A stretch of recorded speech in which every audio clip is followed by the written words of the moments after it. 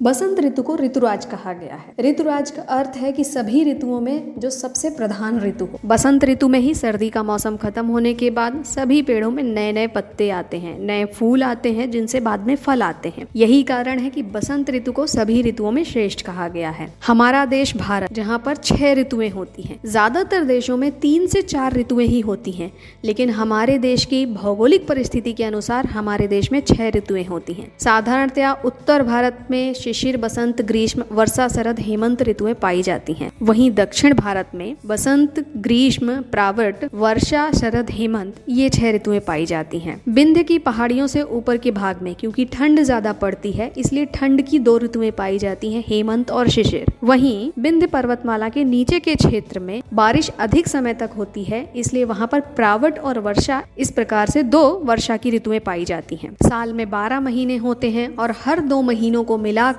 एक ऋतु बनती है। इसी में मार्च, अप्रैल या हिंदी महीनों के अनुसार चैत्र और वैशाख, इन 2 महीनों को मिलाकर बसंत ऋतु बनती है। बसंत ऋतु के पहले दिन यानी कि चैत्र प्रतिपदा को हिंदी महीनों के अनुसार नववर्ष माना जाता है। इसी कारण इस दिन को देश के कई हिस्सों में गुड़ी पाड़वा आदि उत्सव के रूप में मनाया जाता है। आयुर्वेद के अनुसार मौसम में परिवर्तन के कारण शरीर में भी दोषों की स्थिति बदलती है। इसी कारण से हर ऋतु में अलग अलग तरह का खान पान करने की जरूरत होती है। साधारणतः हमें ये पता होता है कि गर्मी में शिकंजी, ठंडाई, पतला छाछ या फिर आम का पना पिया जाता है। वहीं ठंड के मौसम में गरम काढ़े, सूप, गरम गरम चीजें पी जाती हैं, जिससे कि शरीर में गर्मी आए। इसी खान पान के परिवर्तन को, आहार विहार को आयुर्वेद में विस्तार से बताया गया है कि हर ऋतु में किस प्रकार का खान पान लेना चाहिए, किस प्रकार का आहार विहार लेना चाहिए। इसी को कहते हैं बसंत ऋतुचर्या, यानी कि बसंत ऋतु में किस प्रकार का आचरण करना चाहिए, क्या खाना चाहिए, क्या पीना चाहिए और किस प्रकार के दिनचर्या के नियमों का पालन करना चाहिए। आज हम इसी बसंत ऋतुचर्या के बारे में बात करेंगे। अक्सर हम देखते हैं कि बसंत ऋतु में यानी कि मार्च अप्रैल के महीने में जैसे ही ठंड कम होना शुरू होती है, वैसे ही बहुत सारे लोगों को स्किन से रिलेटेड प्रॉब्लम यानी कि त्वचा के रोग, एलर्जी, इन्फेक्शन होना, सर्दी जुकाम होना, अस्थमा होना, इस तरह की परेशानियां बढ़ जाती हैं। इनके क्या कारण हैं और इनसे बचने के लिए हमें किस तरह के आहार विहार का सेवन करना चाहिए, आज इसी के बारे में विस्तार से चर्चा करेंगे। नमस्कार, सत्वायु आयुर्वेदा में मैं वैद्य अलका गुप्ता। साल के पहले 6 महीने यानी जनवरी से लेकर जून तक इन्हें आदान काल कहा गया है। इस समय सूर्य की गर्मी बढ़ती जाती है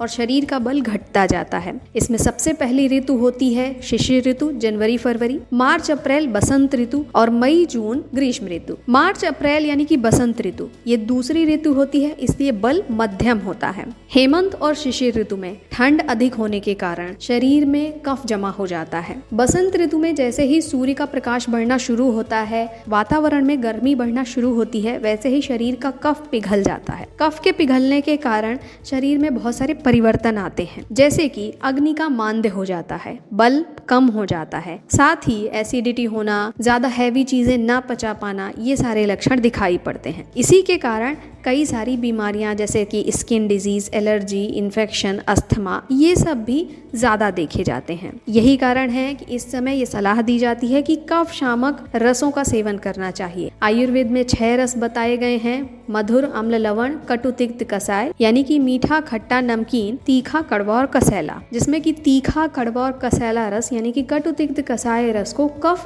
शामक कहा गया है, यानी कि कफ को कम करने वाला कहा गया है। इसलिए इस समय पर कटु रस की यानी कि सुंठी यानी कि सोंठ, पिप्पली, नीम की पत्तियों का सेवन करना चाहिए। तिक्त रस जैसे कि करेला, परवल, लौकी, तुरई, इन सब सब्जियों का सेवन करना चाहिए। इसके अतिरिक्त कसाय रस यानी कि हरीत की, विभीत की, इन सब का सेवन करना चाहिए। गुडुचि का सेवन, क्योंकि वह तिक्त और कसाय रस प्रधान होती है, इसलिए गुडुचि का सेवन भी बहुत अच्छा बताया गया है। बसंत ऋतु में आहार, बसंत ऋतु में भोजन के लिए कहा गया है कि पुराने अन्न का सेवन करना चाहिए। पुराना अन्न यानी कि 1 वर्ष पहले आया हुआ जो अन्न स्टोर करके रख लिया जाता है उसे पुराना अन्न कहा जाता है। नया अन्न जैसे कि नया चावल, नया गेहूं बहुत ज्यादा कफ बढ़ाने वाला होता है, गीला होता है, अधिक स्निग्ध होता है, जबकि जो पुराना अन्न होता है वो रूक्ष होता है, लघु होता है, आसानी से पच जाता है। इसलिए पुराना अन्न खाने के लिए बताया गया है, जिसमें कि यव, गेहूं, ज्वार, बाजरा ये पुराने इस्तेमाल करने चाहिए। अगर पुराने अवेलेबल ना हो तो ऐसी कंडीशन में इन ग्रेन्स को थोड़ा सा भून के कढ़ाई में थोड़ा सा रोस्ट करके उसके बाद फिर उनका आटा बना के प्रयोग करना चाहिए। लघु और रूक्ष भोजन लेना चाहिए। लघु भोजन यानी कि जो आसानी से पच जाए, और रूक्ष भोजन जिसमें कि तेल का बहुत अधिक प्रयोग ना किया गया हो, बहुत ज्यादा स्निग्ध ना हो, चिपचिपे पदार्थ ना हो। जैसे कि हम नया चावल देखते हैं कि बहुत चिपचिपा बनता है, क्योंकि ये कफ को बढ़ाता है,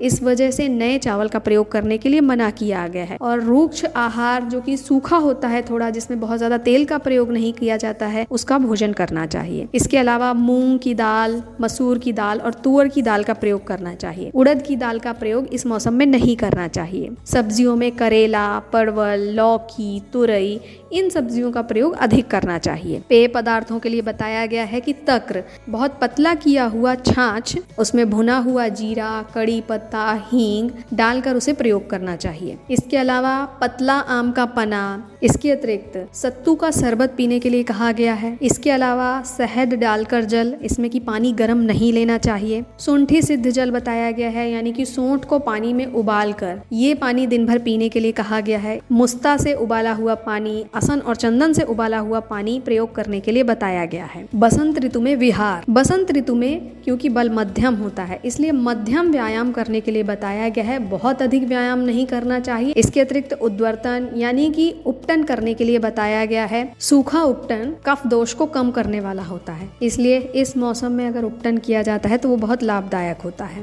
बसंत ऋतु में ठंड कम हो रही होती है और धूप धीरे धीरे बढ़ रही होती है, इसलिए इस मौसम में दिन के समय पेड़ पौधों के बीच में, प्रकृति के बीच में समय व्यतीत करने को अच्छा बताया गया है। बसंत ऋतु में औषधि एवं पंचकर, बसंत ऋतु कफ प्रकोप की ऋतु है, इसलिए इस समय में कटु तिक्त कषाय औषधियों का नित्य सेवन किया जा सकता है, जैसे कि सूंठी सिद्ध जल का प्रयोग। इसके अलावा सौंठ और पिपली को शहद के साथ रोज चाटना। इसके अतिरिक्त नीम की नई पत्तियों को अगर 4-5 पत्तियां रोज सुबह सुबह चबा चबा कर खाई जाती हैं तो बहुत लाभदायक होती हैं। इसके अलावा हरीत की यानी कि हरड़ या फिर गुडुची, जिसे अमृता या गिलोय भी कहा जाता है, इन औषधियों को उबालकर इनका काढ़ा पीना भी बहुत लाभदायक होता है। इस समय में कफ को कम करने वाला विशेष पंचकर्म वमन करने के लिए बताया गया है, जिसमें औषधियों के द्वारा उल्टी कराई जाती है, जिससे शरीर का कफ बाहर निकल जाता है। वमन के बारे में सारी जानकारी आप हमारे इस वीडियो में प्राप्त कर सकते हैं। बच्चा न होने यानी कि इनफर्टिलिटी में, बंध्यत्व में, त्वचा के विकारों में, स्किन डिजीज में, एलर्जी में, अस्थमा में, या फिर जिसे बहुत ज्यादा अम्ल पित्त यानी कि एसिडिटी की शिकायत हो, इन सभी में वमन बहुत ज्यादा लाभदायक होता है। बसंत ऋतु में क्या नहीं करना चाहिए? बसंत ऋतु में अपथ्य, बसंत ऋतु में कफ बढ़ाने वाले मधुर अम्ल लवण का सेवन नहीं करना चाहिए। मधुर जिसमें कि बहुत ज्यादा शक्कर हो, मैदा हो, इनका बहुत ज्यादा सेवन नहीं करना चाहिए। इसके अलावा बहुत ज्यादा खट्टी चीजें, लवण यानी कि नमक का भी बहुत ज्यादा सेवन इस ऋतु में नहीं करना चाहिए। गुरु आहार यानी कि जो पचने में कठिन हो, तला भुना हुआ,